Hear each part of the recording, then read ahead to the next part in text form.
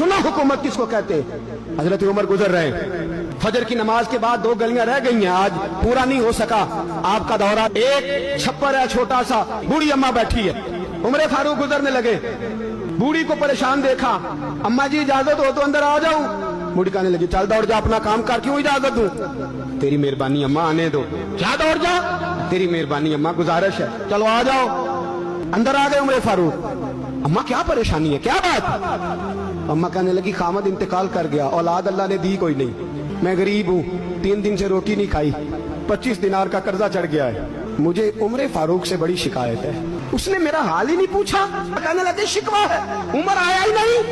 तो उमर कहने लगे अम्मा उमर को क्या पता कि तू इस हाल में है? कहती है नहीं पता उमर को, तो उमर से कहो छोड़ दे हुकूमत, उसके हवाले करे जो खबर रख सकता है। हजरत सैयदना नाफे फरमाते हैं जिसके सामने किसरा और रूम के बादशाह कांपा करते थे, मैंने उस उमर को बूढ़ी अम्मा के सामने कांपते हुए देखा।